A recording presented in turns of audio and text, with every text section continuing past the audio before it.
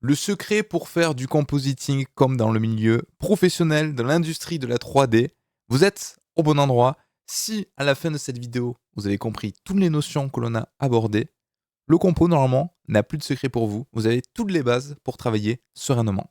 Aujourd'hui, on va faire ce qu'on appelle un back to beauty. Un back to beauty, c'est quoi? C'est une recomposition de l'image basée sur les mathématiques avec les directs, les indirects et les couleurs. Alors ça peut paraître assez complexe, mais grâce à ça, vous allez pouvoir très facilement changer la couleur d'un élément, par exemple les cheveux du personnage, de manière correcte mathématiquement. De même, on peut changer la couleur des yeux du perso, comme ceci, les rendre un petit peu plus clairs, un petit peu plus foncés, vraiment comme vous le souhaitez, augmenter la saturation, la baisser. Donc tout ceci est rendu possible grâce aux mathématiques avec la recomposition, la reconstitution d'une image. Alors déjà, pourquoi ça s'appelle un back to beauty? En 3D, ce qu'on appelle un beauty, c'est ce que Blender appelle l'image combine, c'est le rendu final, c'est ceci. Par défaut, lui va faire plein d'opérations mathématiques basées sur les AOV pour reconstituer l'image. Et nous, le but c'est de découper, de redécomposer, de faire une sorte de rétro-engineering, donc de revenir à l'image découpée de base pour la reconstituer et avoir la main sur ce que l'on souhaite. Alors comme je disais, ça peut paraître complexe, surtout que le système nodal de Blender, pour le compositing, il peut très facilement être peu visible, donc on va essayer de l'organiser comme vous le souhaitez. Vous avez moyen dans les options d'avoir des liens courbés, des liens linéaires pour ajouter des puces ou autre et avoir vraiment quelque chose de tout droit. Je vous ferai une autre vidéo sur ça en termes d'organisation si vous le souhaitez. Aujourd'hui, on va vraiment s'intéresser à la technique. Donc, qu'est-ce qui se passe si je vais dans un nouveau fichier Blender? Alors, ce fichier, vous pouvez le télécharger gratuitement sur le site de Blender si vous voulez suivre pas à pas exactement le même tuto. Je mettrai le lien dans la description. Il est totalement gratuit. C'est un starting screen d'une version ancienne. Donc, si par défaut, je fais un F12, petit rappel, F12 lance un rendu, ça normalement vous connaissez. On a quelque chose qui ressemble à ceci en fonction de votre configuration, ça ira plus ou moins vite. Donc j'ai ça. Si je vais dans le compositing, par défaut j'avais un système nodal, je l'ai supprimé, j'ai exactement ceci. Donc là j'ai mes AOV et ma sortie. Par défaut Blender n'encapsule aucun AOV nativement sans que vous lui demandiez. Donc on est obligé de dire je veux que tu me découpes les lights en direct, en indirect, etc. etc. Donc ce qu'on va faire, c'est qu'on va aller dans le 3D Viewport, je vais passer en vue caméra, c'est toujours plus agréable. Je vais aller juste ici dans le View Layer et je vais cocher tout ce qui a un rapport avec la light. Donc Diffuse, direct, indirect, color. Glossy, direct, indirect, color. Transmission, direct, indirect, color. Volume, on n'en a pas donc ça sert à rien. Et en Other, très important, je vais cocher l'Emission, ça va être ultra utile pour notre scène. Et je vais même, tant qu'on y est, on pré-shot quelque chose, Cryptomat, qu'on a déjà vu, je mets Object, Material, Asset. Et là, je fais F12.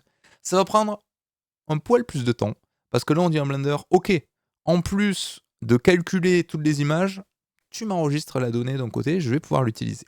Donc là, on a tout ce qu'il faut. Donc là, j'ai déjà mon image combinée. L'objectif, c'est de retomber sur cette image-là en utilisant les découpes de light.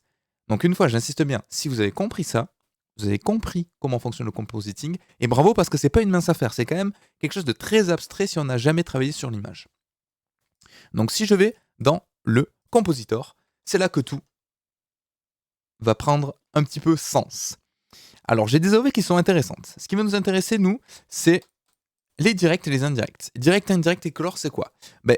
Là, vous avez la diffuse, la glossy, la transmission. Ce sont les paramètres principaux d'un moteur de rendu. Donc, quand vous allez faire du shading, vous allez potentiellement utiliser du coat, de la réflexion, de la réfraction, etc. Tout ça, ça va être combiné dans des AOV spécifiques. Donc, vous n'allez pas avoir un équivalent 1-1 entre ce que vous faites dans le shading et ce que vous faites dans le moteur de rendu, parce que lui, il va combiner certaines informations.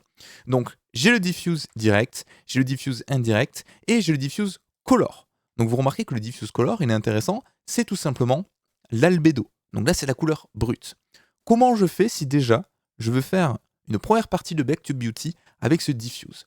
Alors ça va être des mathématiques. Ceux qui sont un petit peu allergiques aux maths, c'est pas très grave, vous n'êtes pas obligé de tout comprendre, mais globalement, pour constituer l'image, il faut savoir que on doit additionner les directs et les indirects, et on doit multiplier à la color pour avoir la composition finale des diffuses. Alors comment ça marche? Je vais rajouter un node math de type add, et je vais rajouter un node math de type multiply. Et là, j'ai tout ce qu'il faut. Donc, je vais additionner mon direct et mon indirect. Par défaut, ça ressemble à ceci. Alors, chose qui est un petit peu casse-gueule dans Blender, c'est que par défaut, il met un facteur à 0,5. Moi, je veux un facteur de 1 parce que je veux une addition à 100%. Donc là, j'ai bien mon addition de direct-indirect. Et je vais tout simplement rajouter un multiply entre l'addition direct-indirect et ma color. Et je mets là aussi un facteur à 1. Et voilà ce que j'ai. Là, déjà, mine de rien, vous avez toute la partie diffuse qui a été reconstituée.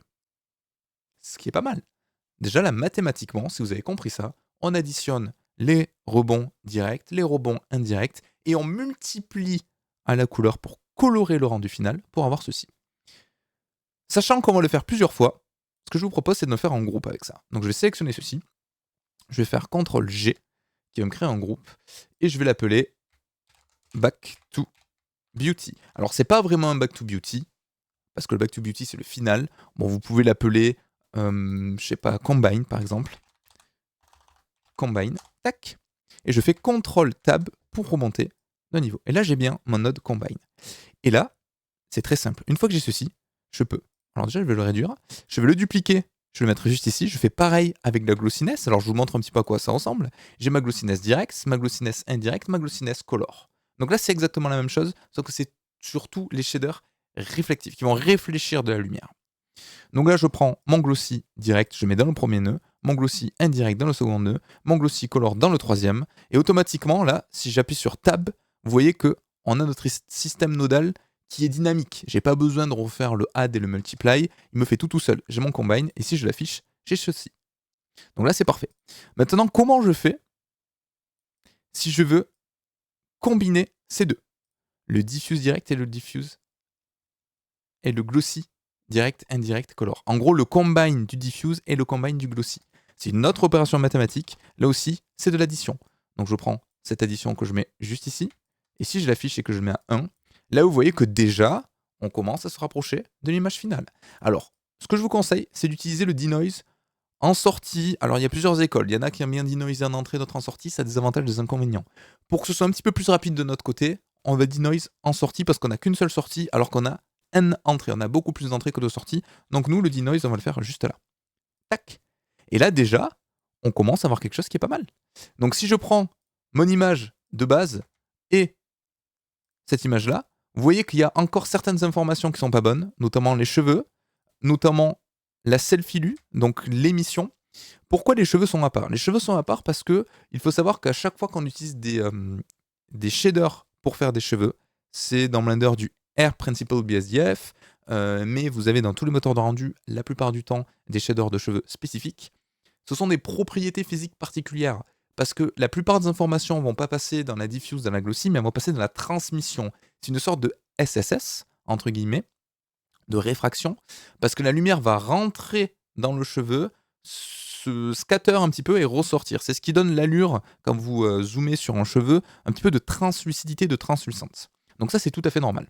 Donc je vais prendre mon combine, je le duplique. Pareil, je prends mon transmission directe, mon transmission indirecte, mon transmission color. Je peux vérifier ce que ça donne.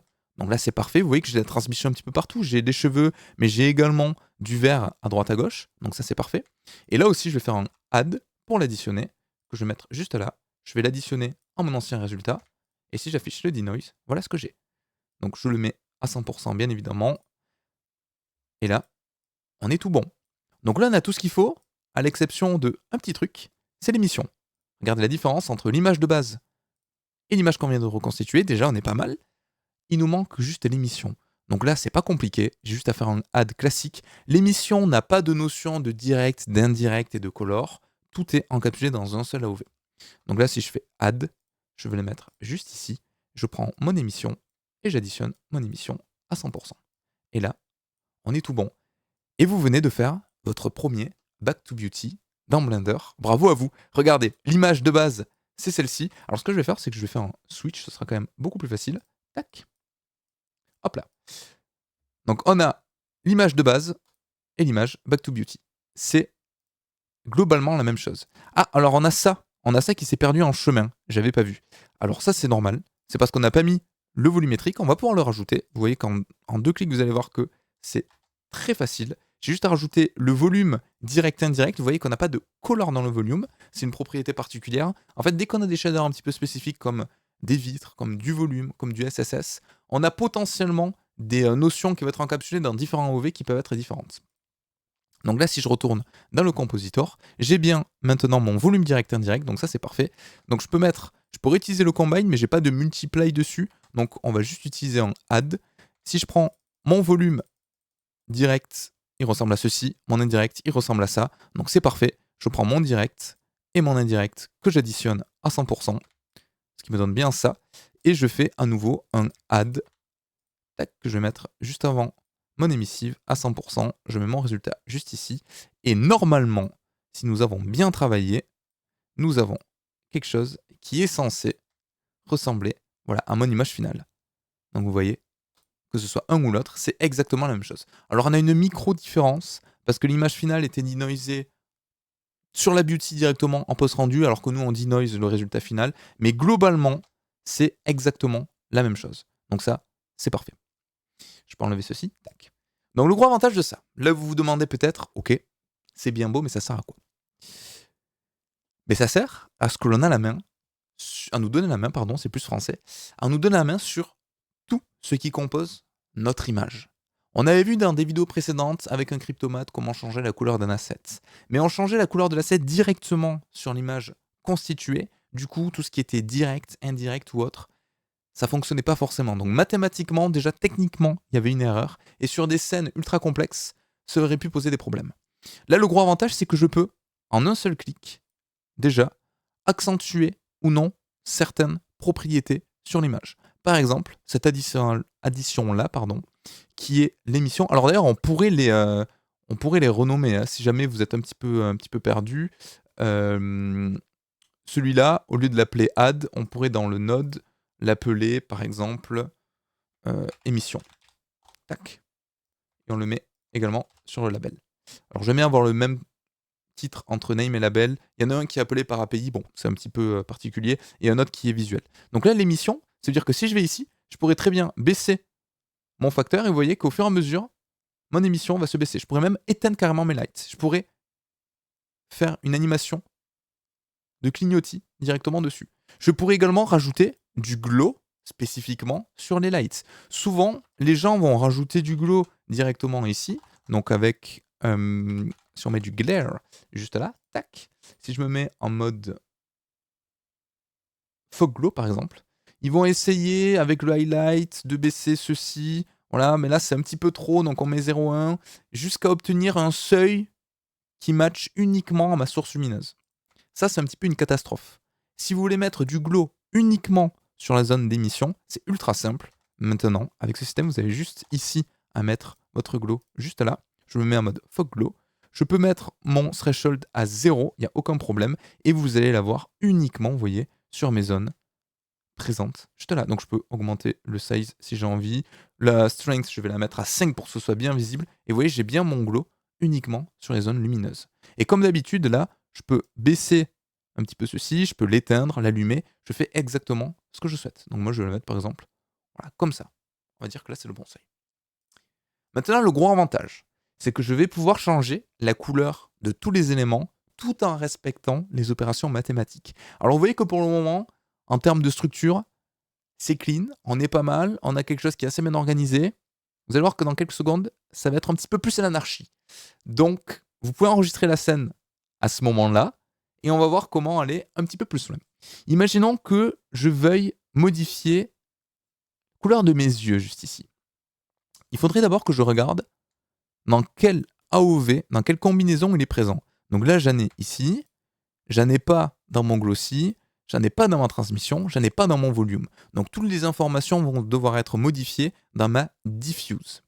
Sauf que si je regarde un petit peu comment est constituée ma diffuse, en fait la couleur de mes yeux, elle doit être à la fois modifiée, pas dans le direct, j'ai rien dessus, pas dans mon indirect, mais ici, dans mon diffuse color. Donc là, j'ai uniquement mon diffuse color qui va être impacté. Vous allez voir que sur les cheveux, par exemple, c'est pas la même affaire. Donc ça veut dire que je dois modifier la couleur dans mon diffuse color. Comment je fais?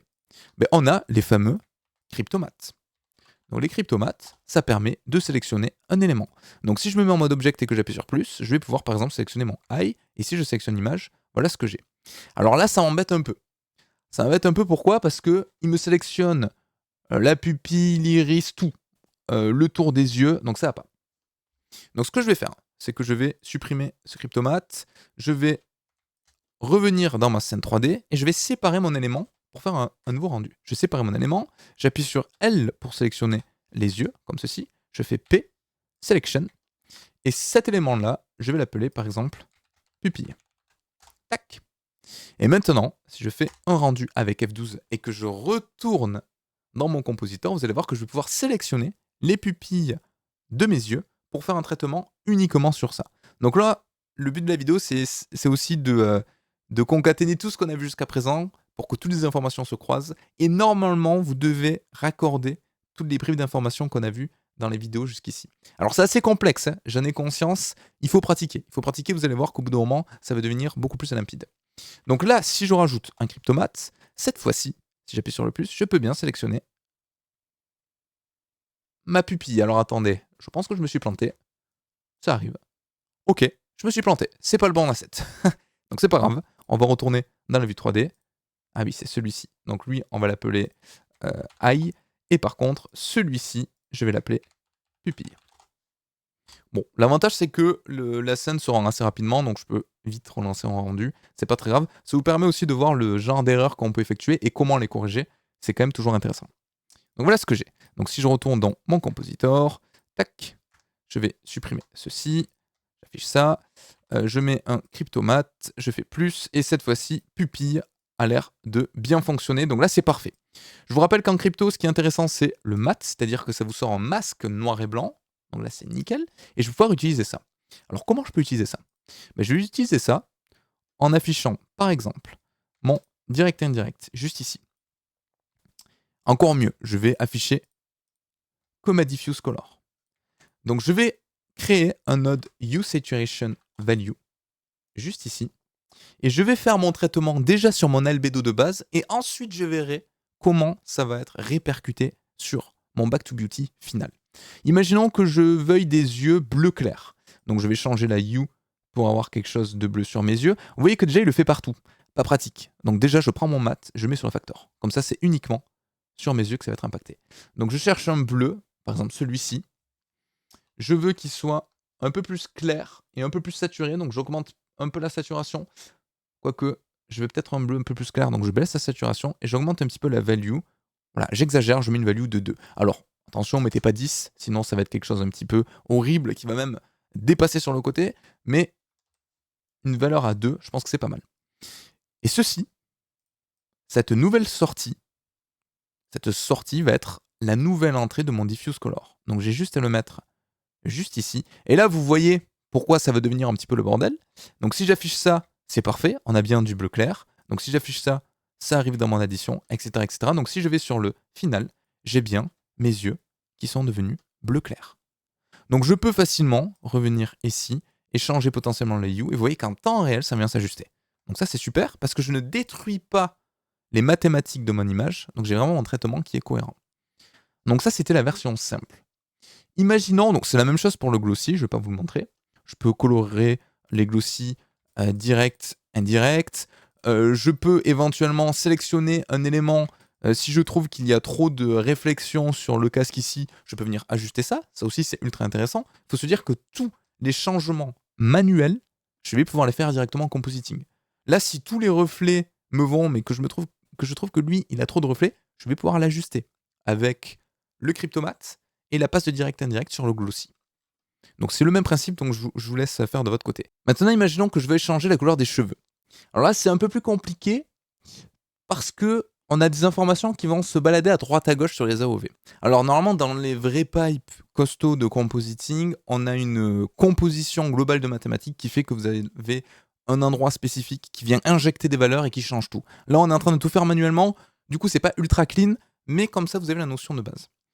Les cheveux, si je veux changer leur couleur, je me balade un petit peu sur les AOV, j'ai la diffuse color, donc ça, c'est parfait, et j'ai également la glossy color, dans lequel il va y avoir des informations, et la transmission indirecte. Donc ça fait 3 éléments différents, ce qui peut être un petit peu galère. C'est pas très grave. Je procède exactement de la même manière qu'avant. Je prends un Cryptomat. Le Cryptomat, je vais venir sélectionner mes cheveux. Ah, je suis embêté. J'ai que Face, Eye, ça marche pas. Donc je vais devoir passer en Crypto Material. Si on a un peu de chance, parfait. On a le R juste ici. Je peux regarder. J'ai bien uniquement les cheveux. Donc là, on est tout bon. Une fois que j'ai ceci, donc j'ai bien mon mat qui va fonctionner. J'ai dit que c'était sur la Diffuse Color, donc ça c'est parfait. Sur la Glossy Color et sur la Transmission Color. Si je dis pas de bêtises, je vais revérifier avec un viewer. Non, transmission indirecte. Voilà, parfait. Donc, bon, on va commencer sur la transmission indirecte. Je vais faire un Hue Saturation Value, que je vais mettre juste ici. Tac, et je vais mettre le mat dans le factor. Donc si j'affiche ceci, si je change le Hue, vous voyez que ça change bien la couleur de mes cheveux. Parfait.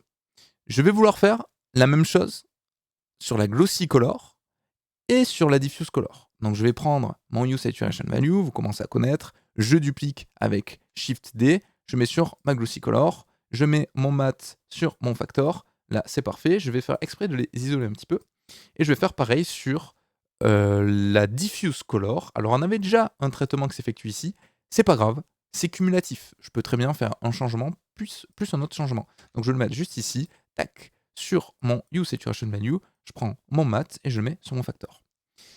Alors là, ce qui va être un petit peu embêtant, c'est que je pourrais changer à la main les valeurs. Par exemple, là, ici, je vais mettre 0,1. Vous voyez que déjà, ça change un petit peu, 0,1 et 0,1. Donc j'ai bien besoin de changer, vous voyez, les 3 paramètres pour que le bleu s'impacte partout. C'est pas pratique du tout. Pour que ce soit un petit peu plus pratique, déjà, je vais pouvoir tout réduire, comme ceci. Tac. Je vais créer moi-même un node value, que je vais mettre par défaut à 0,5 et je vais le relier sur la première entrée. Oula, pardon, 0,5. Sur la première entrée de mes nœuds, juste ici. Et là, le gros avantage, c'est que j'ai un seul nœud pour tous les driver. Un petit peu comme l'anneau de pouvoir. Regardez, si je mets 0, j'ai tout qui passe à 0, donc j'ai bien les cheveux qui deviennent bleus. Si je mets 0,1, si je mets 2 par exemple, si je mets 5, j'ai tout qui vient se driver. Alors 5, ça n'a aucune incidence, c'est normal. Mais je vais pouvoir driver tout par rapport à ici. Donc là, c'est parfait. Là aussi, vous avez réalisé un changement de couleur cohérent sur ceci. Alors si vous voulez pousser encore plus loin, alors là, c'est le niveau encore plus compliqué. Vous remarquez que sur les réflexions qu'il y a juste ici, mais j'ai encore mes réflexions de cheveux rouges, alors que maintenant elles sont bleues. Alors là, normalement, ça peut être un bon exercice pour vous. On va s'arrêter là parce que la vidéo est quand même assez longue et ça commence à devenir un petit peu complexe, notamment tout ça.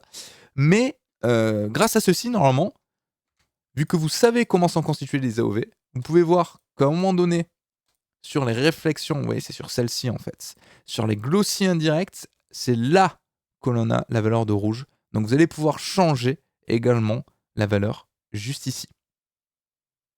Donc ça c'est pareil, c'est soit avec un cryptomat, d'abord vous prenez ça, soit vous changez un petit peu la manière dont vous fonctionnez, soit vous mettez un shader spécifique sur la tranche qui va réfléchir l'information. Là ça devient quand même un petit peu complexe. Le but de la vidéo c'était quand même de vous montrer comment réaliser un back to beauty et pourquoi c'est important et pourquoi c'est utilisé au niveau professionnel.